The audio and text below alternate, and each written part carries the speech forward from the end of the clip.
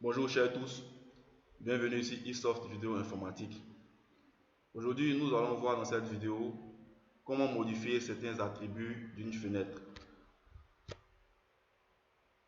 Lorsque nous exécutons le fichier fenêtre.exe, nous avons la fenêtre qui s'affiche par défaut avec cette taille. Bien sûr, elle est redimensionnable à souhait dans tous les sens. Voilà, on peut modifier sa hauteur, sa largeur, on peut l'agrandir, la rétrécir. Aujourd'hui, nous allons voir comment lui donner une taille fixe, comment faire en sorte que par défaut, elle s'affiche sur tout l'écran, comment faire en sorte de lui donner un titre, un nom. Vous voyez par défaut, elle prend le nom de la classe. Notre classe étant fenêtre, donc par défaut, elle s'appelle fenêtre. Mais on va changer ce nom-là pour mettre un nom qu'on veut pour vous montrer que c'est faisable. Donc, nous allons fermer et aller dans code bloc. Pour que la fenêtre s'affiche par défaut en plein écran, par défaut sur tout l'écran, nous allons utiliser la méthode show maximisé de la classe Q8G à travers la classe QMain Windows, parce qu'il faut dire que la classe QMain Windows hérite de Q8G. Et comme nous héritons de QMain Windows, nous héritons aussi de Q8G et donc de toutes ces classes, bien sûr, ces classes publiques, bien sûr. Donc, nous avons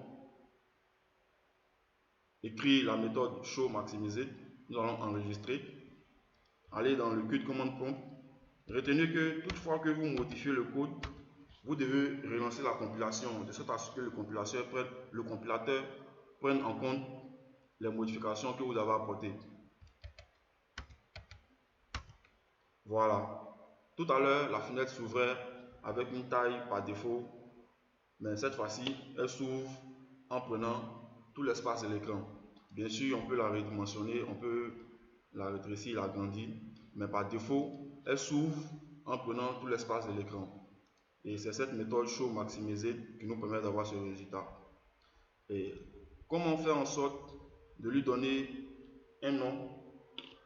Nous allons utiliser la méthode set Windows title. Voilà, qui prend en paramètre une chaîne de caractères qui sera en fait le nom de la fenêtre. Donc nous allons écrire première fenêtre simple, tout simplement. N'oublions pas le point virgule. Nous allons dans le code command prompt, nous allons recompiler et exécuter le fichier .exe.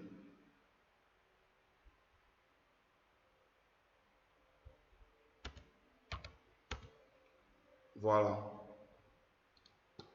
Voici la fenêtre qui a maintenant son nom. Première fenêtre simple.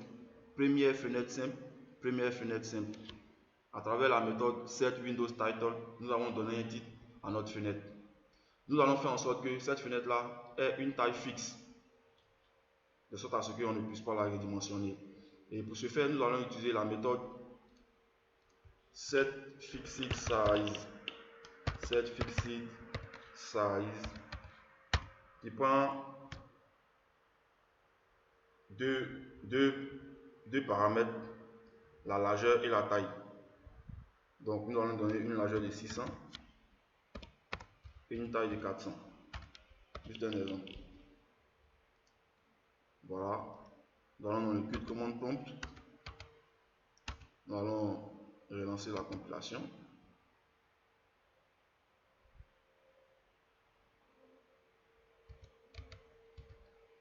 Voilà.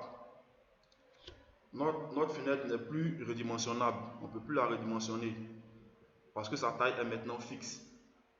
Elle a toujours le même titre. Elle ne s'affiche plus cette fois-ci sur tout l'écran parce que nous avons fixé sa taille à 600 par 400. Voilà. Ce genre de choses sont possibles à travers différentes méthodes qui sont dans la documentation, que je vous invite d'ailleurs à consulter. La documentation.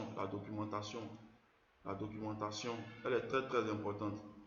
Nous allons aller dans la classe Qmen Windows, voilà, qui hérite de Q8G. La documentation, c'est elle qui va vous donner toutes les informations concernant les différentes classes que vous voulez utiliser, concernant le fonctionnement de la bibliothèque et concernant l'utilisation même des différents éléments que cette bibliothèque contient. Bien sûr, elle est en anglais. On n'a pas le choix, on doit faire avec. Ça fait partie du métier, ça fait partie du boulot.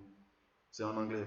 Même si vous voulez peut-être changer de bibliothèque, même s'il y a peut-être des versions en français, mais les versions originales et complètes sont toujours en anglais.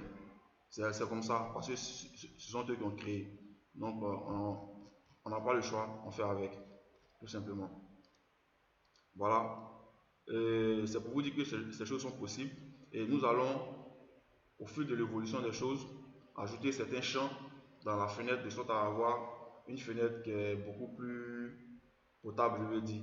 Et dans les prochaines vidéos, nous allons ajouter des menus, des barres d'outils, des zones de test, etc., etc. Mais toujours, référez-vous à la documentation.